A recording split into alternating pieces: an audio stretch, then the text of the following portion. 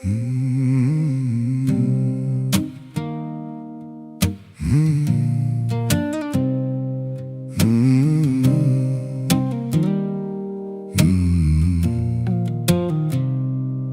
uit la copii și mi-aduc aminte ieri, genunchiuliți alergam prin cartier. O pereche de Adidas ținea an la rând, și dacă se rupeau îi lipeam râzând. La televizor aveam imaginea slabă, alb-negru, dar visam lumea întreagă. 6 canale, dar nu conta deloc, că telecomanda eram eu din loc. Diafilmul era filmul, liniște în casă, peretele devenea povestea noastră aleasă.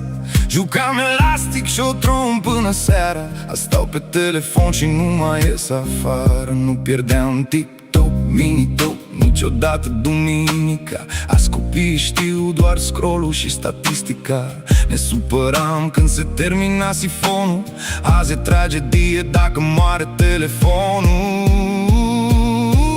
Mi-am dorit să ajung mare, dar n-am rezolvat nimic. Undeva în piept mă doare, că mi-e dor de mine mic. Mi-am dorit să ajung mare, dar n-am rezolvat nimic. Undeva în piept mă doare, că mi-e dor de mine mic. Ne jucam pe stradă liber, fără griji, cu cheia la gât, fără friți sau interviuri zilnice.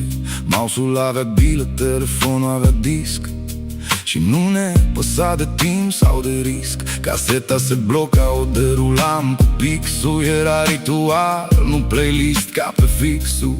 Walkman-ul cântă până mureau bateriile, și schimbam banda în drum fără griji de copii. Ne urcam în copaci, furam fructe din pom.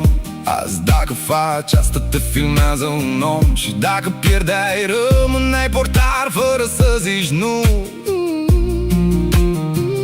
Revelion cu carbit, fără laser sau show, dar aveam libertate și râdeam dintr-un wow. Nu spun că era bine, nici că totul era roz, dar era mai simplu și trăiam mai frumos. Aveam puțin, dar parcă aveam tot, fără filtre pe